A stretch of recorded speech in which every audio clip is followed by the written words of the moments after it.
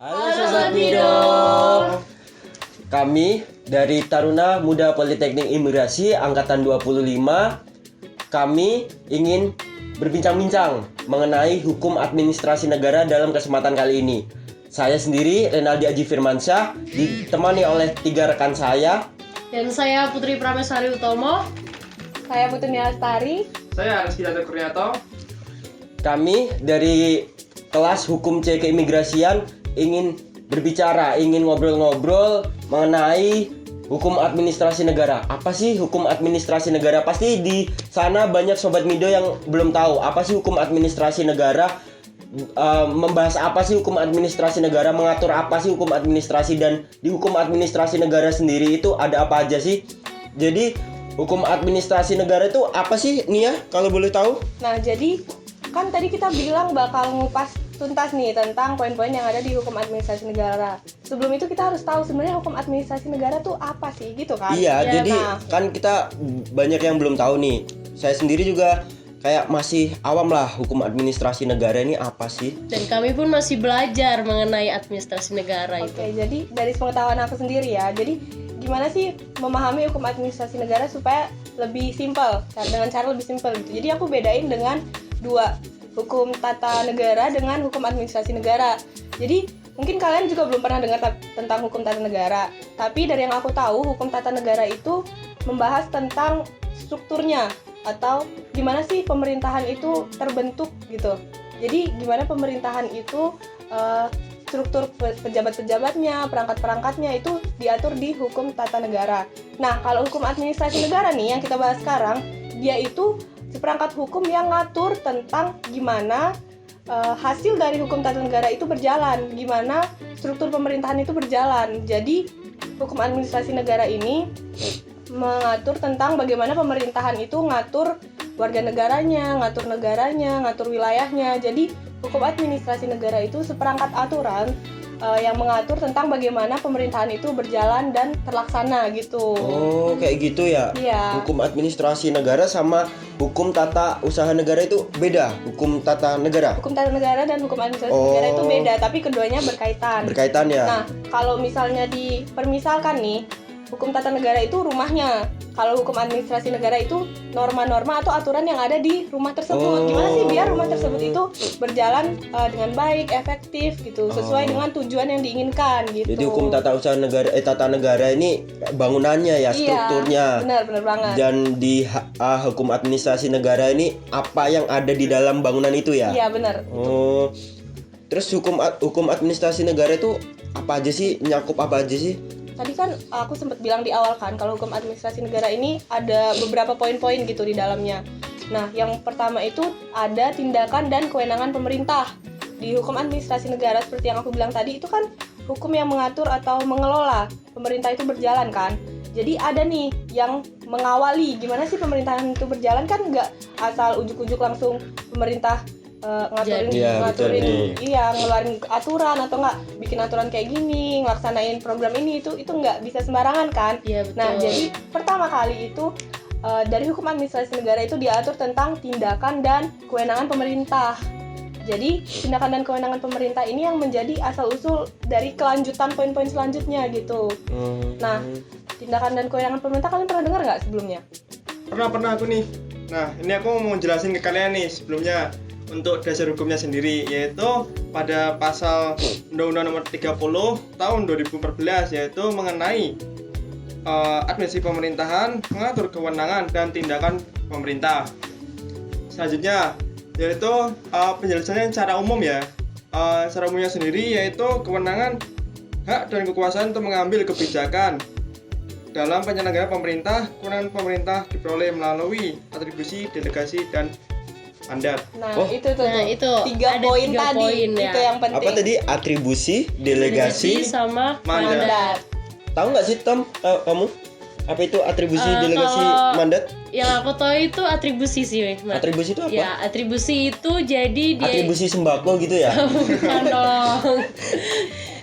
Jadi atribusi setahu aku itu dia itu mengatur langsung jadi dari undang-undang itu langsung ke pegawainya. Oh, jadi sebuah lembaga itu ada kerjanya itu langsung diatur dalam undang-undang Iya, ya. betul. Oh, contohnya apa sih? Nah, jadi Ada yang tahu nggak? yang aku tahu ya, atribusi dari pengertian tadi itu kan kewenangan yang diturunkan langsung dari undang-undang ke pemerintah atau lembaga Kementerian Negara kan. Nah, jadi contohnya itu misalnya kita nih di keimigrasian, kita ada undang-undangnya nggak? Dasar hukumnya nih, Ada Ada dong. dong. yang paling utama, Undang-Undang Nomor 6. Ada Undang-Undang Nomor Iya. 6 tahun 2011 Nah, tentang keimigrasian. Di dalam undang-undang itu kan disebutkan kan pasti kalau pejabat imigrasi itu berwenang untuk mengeluarkan dokumen Oh iya, perjalanan betul. atau Memeriksa orang asing. memeriksa orang Iya. asing, memberikan izin masuk, izin berada, izin keluar itu kan. Iya. Nah, Iya. itu adalah contoh dari kewenangan atribusi, Atribusi. kewenangan yang diturunkan langsung dari undang-undang kepada pemerintah atau kementerian lembaga. Oh, sama model sama kayak yang di Undang-Undang 45 itu kan pasti ada ya. Kalian kalau zaman kecil buka Undang-Undang 45 itu ada yang gambar depan itu ada presiden, MA, MK, KY. Iya. Nah, itu kan. Iya. Itu kan jadi Iya, benar, langsung benar. kerjanya itu ada nih di Undang-Undang 45 nih ada nih. Iya, dari undang-undang. Iya kan? Terus yang dua itu apa? Kalau delegasi, yang kedua Oh ya, delegasi sama mandat ya. Mandat. Delegasi itu apa sih? Dari yang aku tahu nih, delegasi itu kewenangan yang diturunkan dari pejabat dengan jabatan atau kedudukan yang lebih tinggi kepada pejabat atau lembaga yang ada di bawahnya nih untuk melaksanakan tugasnya. Misalnya nih, contohnya kalian bisa nyontohin nggak dari contoh yang dari pengertian yang aku jelasin tadi? Kalau delegasi berarti atasan ngasih sebuah kewenangan ke bawahannya. Iya. Tapi itu kewenangannya pindah nggak? Nah, tapi Nggak. itu tanggung jawabnya nggak pindah. Nggak Tanggung pindah. jawabnya itu tetap berada di Oh, atasannya itu. atasannya. jadi kewenangannya nggak pindah ya? Iya. Oh, Iya. kayak ini berarti kayak contoh kepala kantor lagi dinas luar, Nah, terus PLH atau PLT dari kepala kantor itu jatuh kepada misal Kasubag TU atau Iya. apa Iya. gitu. Ya itu kan kewenangannya cuma nggak pindah kan? Didelegasikan, Ah, ya, didelegasikan, tapi tanggung jawab penuhnya kalau misalnya yang PLH atau PLT ini ngeluarin suatu keputusan itu tanggung jawabnya tetap ada di kepala iya. kantornya. Ya ya oke. Jadi kayak cuma disuruh menggantikan posisinya sementara gitu, tapi tanggung jawabnya tetap Tetap di kantor. ini. Iya. Oh, biasanya ada waktu nggak sih kalau kayak gitu?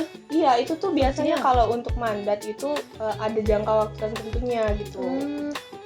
oh itu delegasi apa mandat? Delegasi. Oh, maksudnya, delegasi. sorry. Kalau Tapi mandat? Kalau mandat juga ada jangka waktu tertentunya. Oh mandat Itu- juga sama. Iya, mandat Pelimpahan juga kewenangan sama. juga. Iya. Pelimpahan wewenang Cuma juga. bedanya? Bedanya apa? Bedanya itu tanggung jawabnya sepenuhnya ada di yang sudah dilimpahkan. Oh, jadi berpindah. Jadi Iya, ada kewenangan yang diberi kewenangan dan itu pindah. Iya. Oh, kayak gitu ya.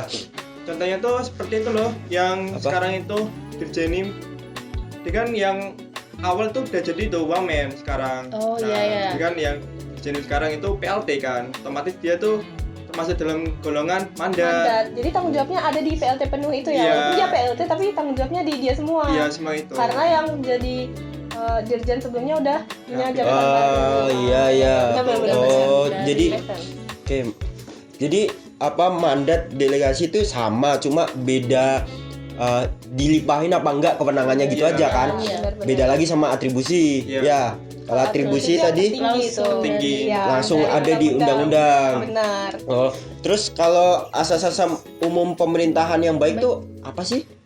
Seperti Emang apa pemerintah sih itu? nakal ya? Enggak dong, enggak Nggak kayak ada gitu gitu. konsepnya. Harus diatur. Contoh tidur malam jam 9. Oh, Emang apa sih asas pemerintah yang baik itu apa sih? Jadi sebenarnya asas-asas umum pemerintahan yang baik tuh banyak banget nih poinnya. Aku pun gak ingat ada berapa poin kalau disebutin satu-satu. Tapi contohnya mungkin kalian pernah dengar kayak kalau seorang pelayan masyarakat itu melayani masyarakatnya kan tidak berpihak, habis itu transparan, Oh iya iya. efektif, Pernah pelayanan dengar yang itu. efektif Heeh. gitu. Nah itu tuh merupakan poin-poin dari asas-asas umum pemerintahan yang baik. Oh. Jadi asas pemerintahan yang baik itu kayak apa ya? Norma gitu ya? Iya, Iya. jadi Jadi dia nggak diatur di undang-undang. pemerintah ya. Iya. Gimana pemerintah itu bertindak gitu. Kinerja yang Ber- baik iya. seperti apa gitu. Dan Ini efektif ada ya undang-undangnya pastinya. juga loh. Ada. Apa itu Iya tuh? ada di AUPB yaitu asas-asas umum pemerintahan yang baik pada nomor 30 tahun 2014 Oh, iya. tentang administrasi pemerintah. Iya, iya. Nah, itu asas sendiri itu ada banyak loh. Ada kepastian hukum, kemanfaatan, terus ada keterlibatan, kecermatan. Selanjutnya tidak menyalahgunakan kewenangan. Nah, iya itu Oh, Ada tidak keterbukaan, dilaporkan. kepentingan umum dan pelayanan yang baik. Oh, Mas Catur tahu banyak ya tentang Oh. pemerintah ini ya. Kayak hafal banget tentang asas-asas tadi itu ya. Oh, jadi manfaat asas itu apa sih? Emang manfaat asas untuk pemerintah itu apa sih Nah, emang?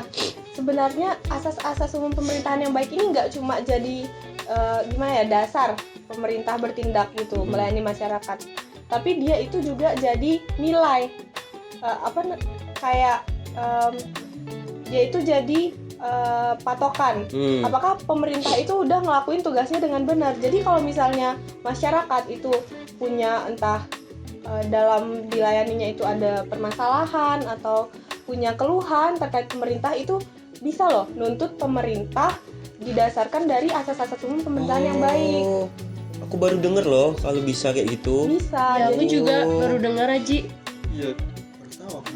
nah misalnya nih waktu dalam proses pelayanan itu pegawainya atau pelayan masyarakatnya itu melanggar asas-asas umum ini, ya bisa dituntut sama masyarakat.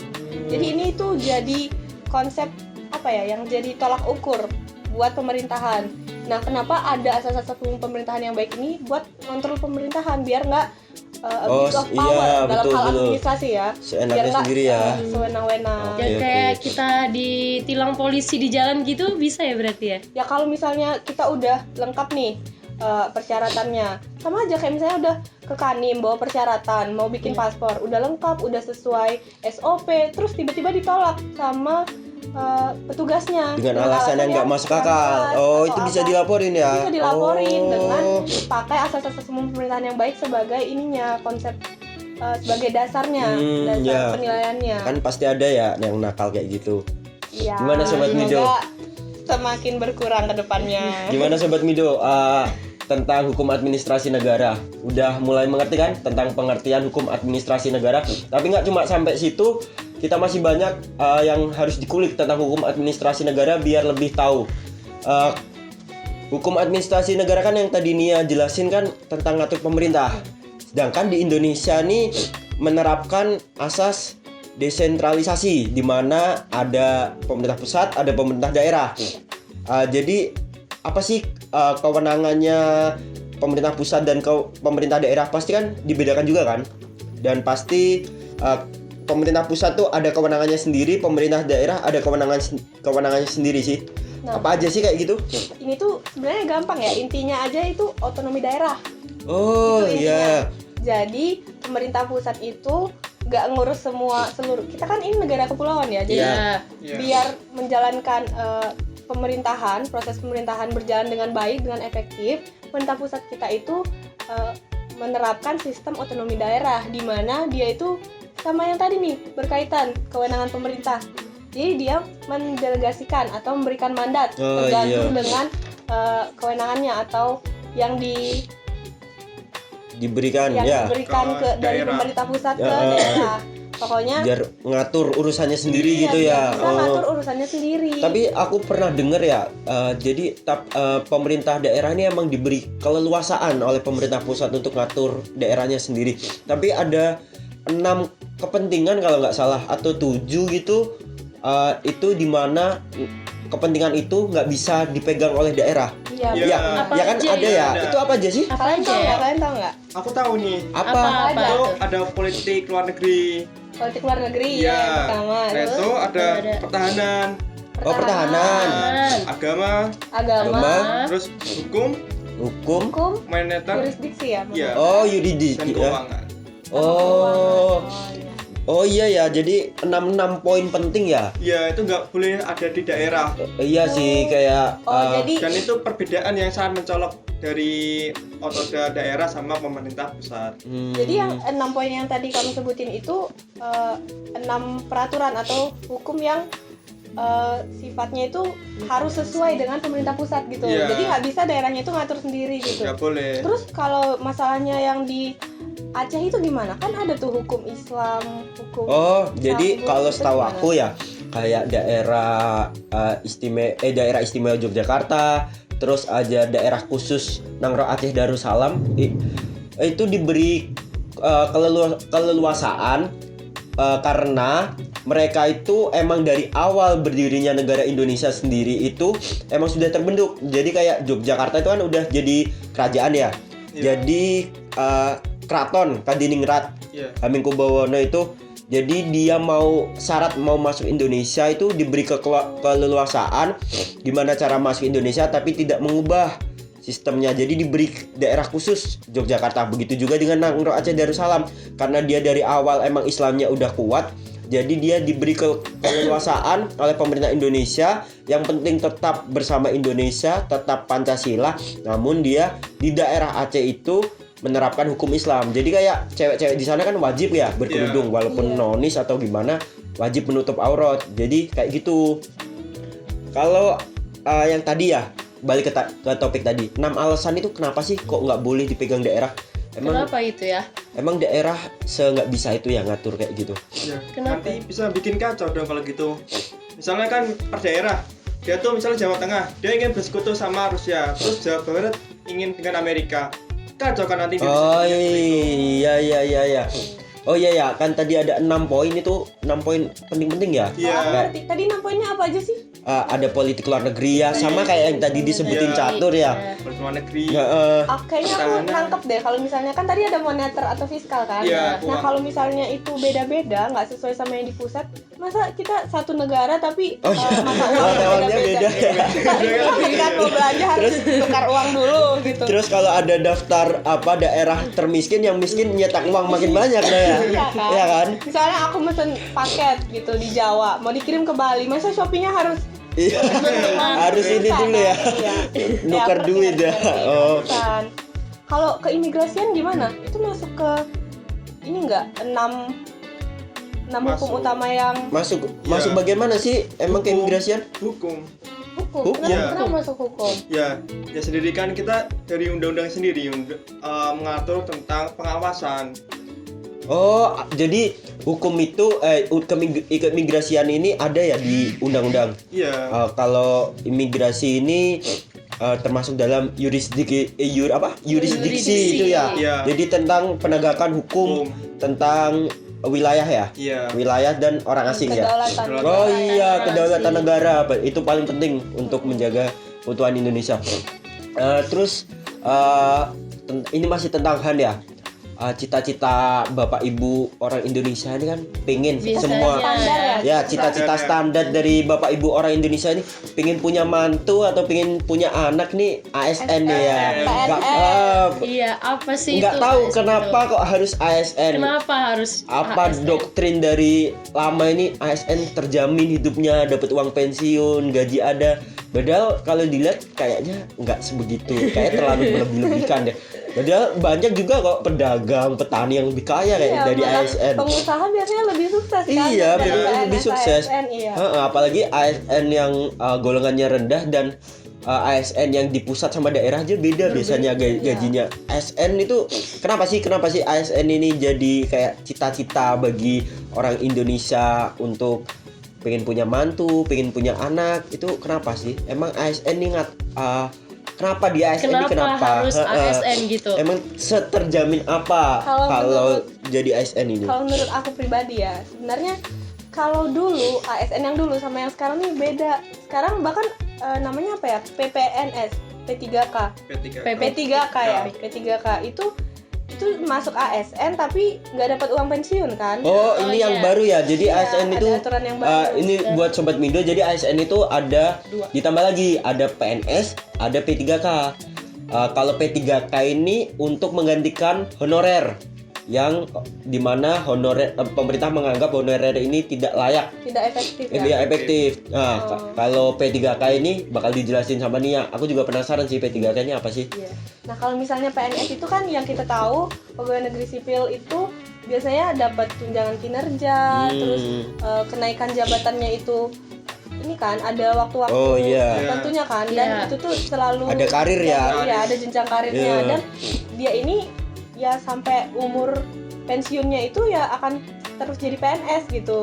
Dan setelah pensiun pun dapat tunjangan pensiun ya kan. Enak ya. Oh, itu Enak itu. PNS Iya. ya. Itu kenapa? Oh, Kenapa iya ya. orang tua Aji?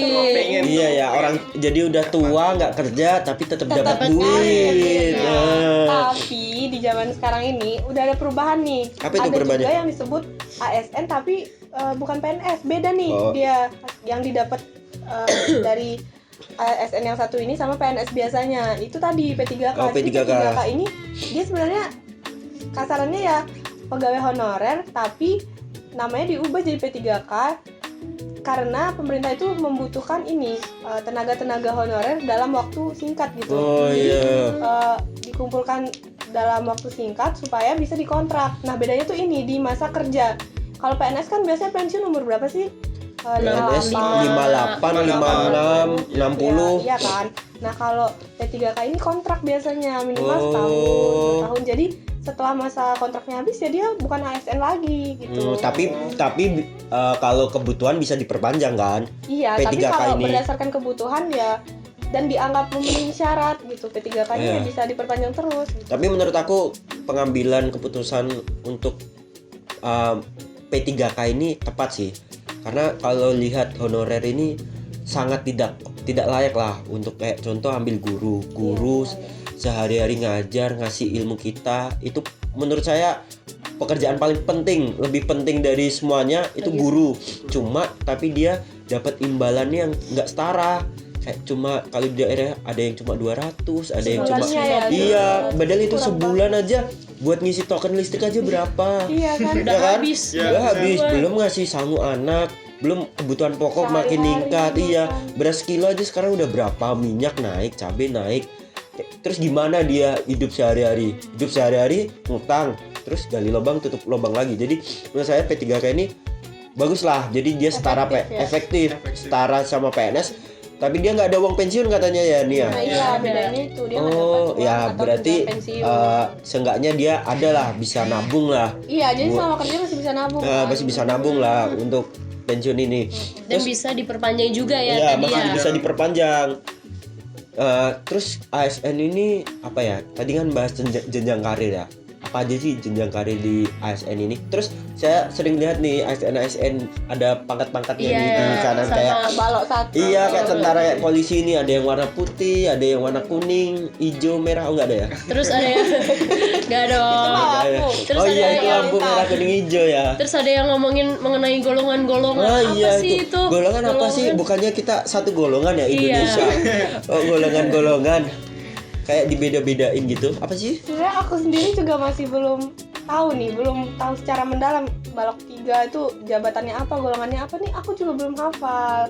Harusnya mungkin tapi nih yang aku tahu jabatan itu menyesuaikan sama golongan dari si ASN itu sendiri gitu.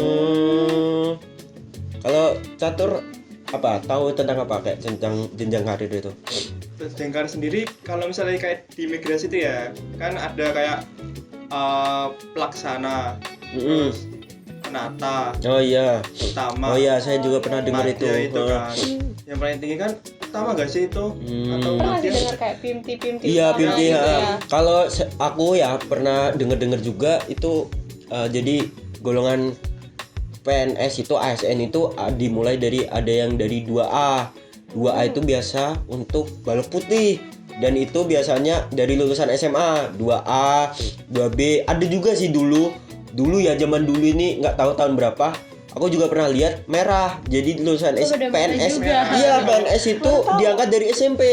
Cuma itu nggak tahu tahun berapa dihilangin. Jadi minimal tuh SMA dari 2A, 2B, 2C. Biasanya terus kalau misalkan kayak kita nih Iya. dari Taruna Politeknik Migrasi atau dari Taruna Politeknik Ilmu Pemasyarakatan itu biasanya lulus langsung 3A. Kenapa kok 3A? Karena kita setara dengan perwira. Jadi setara dengan S1. Jadi itulah apa itu kenapa kok kita jadi D4, yaitu biar setara. Jadi S1 nanti dapatnya balok 1. Jadi ada balok 1, balok 2, balok 3. Nanti kalau naik lagi ada golongan 4A itu udah mulai masuk melati. Kan ada kan yang Iya, melati. Melati itu. Melati nanti kalau udah ada atasnya lagi tuh bintang. Bintang. Nah, itu bintang tuh biasanya orang-orang penting gitu lah. Direktur tuh. Direktur atau Sejajarnya. ya sejajarnya lah. Kayak gitulah kalau misalkan golongan ini ini sesuai dengan jabatan. Jadi ada golongan eselon, namanya ini eselon, ada golongan 3A, 3B, 4A, 4B, 4C. Jadi dia ini menduduki jabatan apa? Jadi tergantung eselon. Contoh, kabak nih, kasubag sama kabak kan beda. Iya, Kita ambil contoh Poltekim aja ya. Poltekim itu ada apa? Dir Poltekim, Poltekim. ada wadir, Wadir. terus ada Kabak, kabak, terus bawahnya kabak ada kasubag, kasubag. Nah, biasanya kasubag ini eselon 4. Kasubag ini eselon 4. Terus kabaknya ini eselon 3B, wadirnya ini 3A. Terus dirnya 2B, antara 2B apa 2A ya? Saya lupa. Jadi ada jenjangannya. Kenapa kok ada eselon itu? Karena dia dapat tungkernya beda. Terus ada juga fasilitas? tunjangan jabatan. Iya. Nah, ini yang paling penting nih, Fasilitas fasilitas. juga. Fasilitas ini penting. Biasanya pimpinan kepala kantor atau pimpinan sebuah unit ini pasti dia dikasih fasilitas, baik mobil dinas, baik rumah dinas, baik supir pribadi, atau dia pokok dilayani lah dengan semaksimal ADC mungkin. ya? Itu paling penting. Iya. Nah, terus aku juga pernah dengar nih. Jadi ada jabatan fungsional, ada jabatan struktural. Nah, jabatan yang tadi saya bahas itu jabatan struktural. Kalau jabatan fungsional ini beda lagi. Kalau jabatan fungsional ini contohnya kayak dosen. Jadi dosen ini kan ada ininya, ada apa? Asisten ahli dosen. Terus apalagi itu lektor kepala. Terus nanti paling pucuk profesor. Itu jabatan fungsional. Iya. Jadi kayak gitulah tentang mengenai jabatan struktural atau fungsional tentang ASN. Terus kalau bahas ASN ini kan nggak lengkap lah kalau nggak bahas tentang aturan tentang ASN ini. Apa bisa seenaknya sendiri ya, bisa masuk jam 10, apa bisa pulang jam 12 siang. Ya ada Tapi sebenarnya ASN ini aku mau bahas nih tadi. Jadi ASN itu kan nggak langsung tiba-tiba dia jadi eselon, tiba-tiba dia udah pimpinan utama gitu-gitu, nggak bisa kan. Nah, jadi yang aku tahu ada yang namanya keputusan tata usaha negara. Kalian pernah dengar yang namanya SK nggak? SK, surat keputusan ya. Nah, jadi SK ini salah satu keputusan tata usaha negara. Jadi keputusan tata usaha negara ini keputusan administratif yang dikeluarkan oleh pemerintah untuk mengatur pemerintahan itu sendiri. Jadi tadi kan aku bilang Han itu tata kelola pemerintahan kan. Nah, ini keputusan tata usaha negara ini yang wujud nyatanya gitu. Wujud tertulisnya gitu. Jadi kalau kalian pernah dengar SK, surat perintah gitu-gitu, nah itu hasil dari keputusan tata usaha negara. Tuh. Terus yang tadi saya bahas lagi, ASN itu diatur nggak sih? Apa ada sanksi-sanksi nggak sih, kayak kan ASN segalanya nih di Indonesia nih, jadi apa seenaknya sendiri bisa masuk jam berapa, atau kalau dia malas nggak usah masuk lah seminggu, apa dia juga bakal dapat sanksi kayak pekerjaan yang lain. Ada nggak sih sanksi-sanksi buat ASN itu? Peraturannya itu apa aja gitu? Untuk saya sendiri ya, yang aku tahu nih, yang kayak di kantor-kantor imigrasi itu biasanya kena itu peringatan pertama itu. SP SP. Iya. Yang kedua itu baru itu tindakan langsung seperti misalnya kalau kita tuh di Politeknik Imigrasi itu PDL gitu kan. Oh iya, PDL, jadi hukuman Hukdis gitu ya. ya namanya. Hukdis ya, betul, Disiplin. hukdis. Hukuman disiplin. Terus Biasanya SP itu sampai berapa ya? SP Nah, 1 yang aku tahu itu SP itu kan surat peringatan kan. Iya. Nah, ini tuh biasanya buat pelanggaran-pelanggaran rendah nih. Misalnya nggak hadir berapa kali gitu dikasih SP itu setahu aku sampai 3 deh maksudnya. absen ya. Iya, SP 1, SP 2, SP 3. Terus kalau udah dikasih SP sampai 3 kali tetap ngelakuin pelanggaran ya dikasih hukdis, hukuman disiplin. Hukdis masuk berarti. Kalau kan tadi Nia bilang itu ada hukdis ringan, berarti kan ada hukdis sedang dan hukdis berat dong ya. Iya, benar. Apa sih kayak hukdis sedang tuh apa aja? Contohnya? Hukdis berat tuh apa aja? sedang. Dan contoh ngapain aja kalau Iya. misalkan hukdis berasnya hukdis berat nih ngapain aja? Maling ayam kayak apa? Kalau hukdis berat tuh misalnya kalau kita tuh ya ASN tuh terjerat tuh sama kepolisian. misalnya kayak melakukan hal-hal yang judol ya Ah, gitu. ini. atau ini nikah lagi nih. PNS nggak boleh nikah dua Emang kali. PNS gak boleh nikah 2 kali? Waduh. Nggak boleh. Oh iya. Iya, jadi Lah, ada aturannya, ada hukumnya. PNS itu nikah secara sahnya itu ya cuma boleh sekali. Sekali. Oh, lah terus kalau mau nikah lagi? Ya Ya siri. siri. Oh ya siri. Aduh. Oh, Jangan dong, jangan nikah lagi. Oh nggak boleh ya. Nggak boleh. Oh berarti ASN ini ngaturnya ketat ya sampai nikah ya. Iya. Berarti kesetiaan itu mahal ya. Oh. Kalau loyal sama negara harus loyal juga sama Ah pasangan, betul. ya kan? Oh ya contoh simpelnya kalau sama istri aja nggak loyal nanti sama negara negara. dijual ya Waduh. negaranya. Aduh kayak apa itu ya? Oh terus kalau misalkan ya ini kan udah sanksi-sanksi di sini. Terus yang apa? Yang ngakimin siapa sih? PNS? Iya, atasannya itu siapa? Kan Enggak pasti yang kan ada yang atas. ngehakimi itu loh. Kan jadi ngehakimi ASN tuh siapa sih emang? Polisi kah, tentara kah atau siapa sih? Sebenarnya kita balik dulu ke awal nih. Balik dulu ke awal dari ringan, sedang, berat itu kan tadi hukuman disiplinnya. Yang ringan tadi yang SP itu biasanya ya dari atasannya gitu. Dikeluarin dari atasannya. Terus kalau misalnya yang sedang, contohnya nih, misalnya ada pegawai yang udah berkali-kali ngelakuin kesalahan, misalnya udah nggak hadir berkali-kali atau sering absen doang tapi nggak ada di tempat gitu.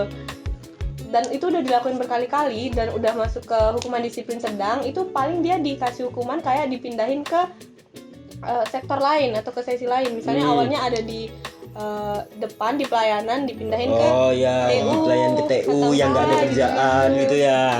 Terus atau enggak yang awalnya di Kanim atau di bandara dipindahin ke Kanwil ah, gitu. iya. Oh iya Contohnya disekolahkan sedang. ya. Nah kalau yang berat ini kan pemutus PTDH, Apa itu PDDH? pemberhentian tidak dengan hormat. Ih. Iya kan, itu kalau bukti berat itu pemberhentian tidak dengan hormat, itu biasanya kalau udah kesalahan yang fatal, udah masuk bukti berat. Nah kalau misalnya yang kayak tadi disebutin itu kayak judi Juga. online atau biasanya kan mungkin ada ya Narkoba. kasus, Nah, Ya itu itu Iya. tusuk ya. berat itu ya. beberapa kasus di mana PNS atau ASN itu ngelakuin penipuan. Itu Nah, kan pidana iya, kan. iya. Oh iya iya. Nah itu tuh ya bisa diadili di kalau misalnya untuk hukuman administrasinya yang aku bilang tadi dikasih hukdis. Kalau pidananya itu ya dia diadili sendiri di pengadilan umum. Jadi dia itu ada di, kalau kasusnya itu ada terkait dengan pidana, dia dihukum administrasi iya, di hukum pidana Oh juga double iya. dong. Double. Kasihan Ya. dong. Jadi sanksi administrasi ini ya juga dikenain untuk menghargai administrasi dia sebagai ASN Oh, gitu. bentar. Jadi semua masalah mengenai ASN kan ini tentang tata usaha negara ya. Iya. Jadi tata usaha negara ini ada peradilannya sendiri ya? Iya dong. Ada. Oh, ada. peradilan tata Iya. usaha Namanya apa negara. sih? Ya, Oh, itu, pengadilan peradilan tata- usaha oh. negara. Petun ya? Betul. Ah, PTUN. PTUN. Iya. Oh. Jadi ada lah ya buat ngatur itu semua.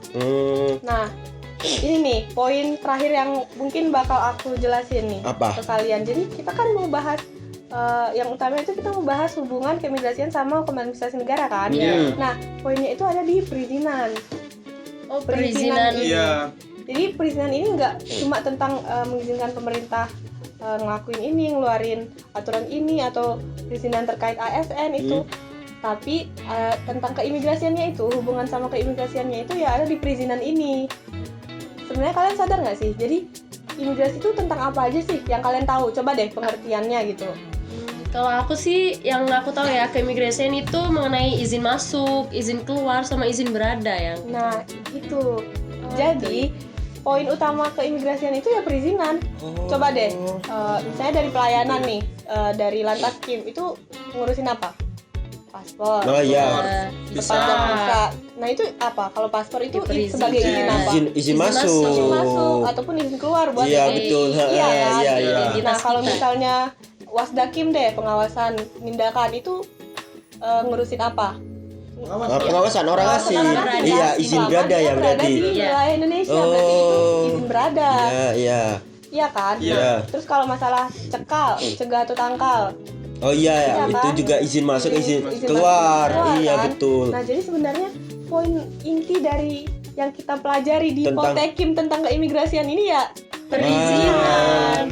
Intinya Dan itu tentang masuk perizinan. dalam cakupan hukum administrasi Administrasi negara. Oh. Itulah kenapa hukum keimigrasian ini condong secara garis besarnya itu condong ke hukum administrasi negara. Oke. Karena poin utamanya itu perizinan. Gitu. Gimana Sobat Mido mengenai hukum administrasi negara?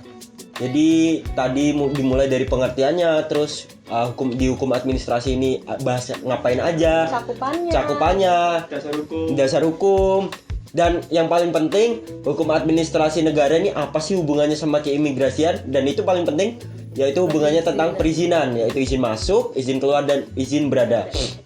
Gini deh, aku coba mau ngasih contoh kasus nih. Kan kita udah bahas banyak kan. Oh iya. Coba deh untuk ngetes kita nih sebenarnya ngerti atau enggak sih gitu tentang hukum keimigrasian dan hubungannya dengan hukum administrasi negara. Nah, contohnya gini nih. Misalnya Mbak Putri bikin paspor. Petugasnya catur. Tapi selama bikin paspor itu udah sesuai nih sama SOP atau peraturan yang misalnya ngecek ke website dulu, bikin daftar paspor dulu kan. Nah, itu udah sesuai nih persyaratannya. Terus pas dibawa ke Kanim, sama caturnya ditolak waktu wawancara. Nah, terus kalau kayak gitu gimana? Misalnya yang salah itu catur atau putrinya? Putri. Karena mungkin dari prosedurnya mungkin ya mungkin ada yang kurang seperti KTP-nya atau ada yang kesalahan dari kakak sama KTP yang mungkin. Kalau misalnya udah sesuai nih semuanya sama persyaratannya, udah sesuai sama SOP-nya, sebenarnya itu misalnya nih salahnya tuh ternyata dicatur karena ada dendam personal, dendam pribadi, makanya ditolak, nggak dikasih paspor. Nah, itu tuh bisa dituntut sama Mbak Putri, iya kan? Nah, itu nuntutnya kemana coba? Petun. Dengan alasan atau yang jadi dasar-dasar penuntutan itu apa sih gitu? Yang tadi kita jelasin nih asas-asasnya. Kecurangan ya? Ya, iya. Jadi itu bisa dituntut ke PT UN. Gini deh. Jadi itu masalah perizinan kan? Iya. Masalah perizinan, masalah keimigrasian bisa dituntut ke Pengadilan Tata Usaha Negara. Dasar tuntutannya pakai asas-asas umum pemerintahan yang baik yang dilanggar sama pegawainya dan tidak sesuai sama kewenangan atau tindakan yang diturunkan atau dimandatkan atau diatribusikan oleh undang-undang kayak gitu kan, tidak sesuai dan itu tuh melanggar peraturan kebijaksanaan dari ASN. Berarti itu semuanya terkait kan? Iya betul. Jadi sebenarnya hukum administrasi negara sama hukum keimigrasian keterkaitannya nggak cuma di perizinan aja, tapi ke semua poin-poin tadi gitu. Iya. Gitu ya ternyata. Semuanya. Tapi sayang Putu Nia, Catur dan Tomo, karena keterbatasan waktu kita harus selesai. Padahal seru banget ini, masih banyak yang ingin kita obrolin. Masih mau tanya-tanya mengenai semuanya. Jadi apa yang kita tahu tentang hukum administrasi negara, jadi kita bisa sharing sesama teman. Jadi tapi gimana ya Sobat Mido? Mungkin di lain kesempatan kita akan bahas lagi hukum administrasi negara atau tema yang lain yang menarik lagi. Terima kasih Sobat Mido atas perhatiannya. See you, thank you, dah.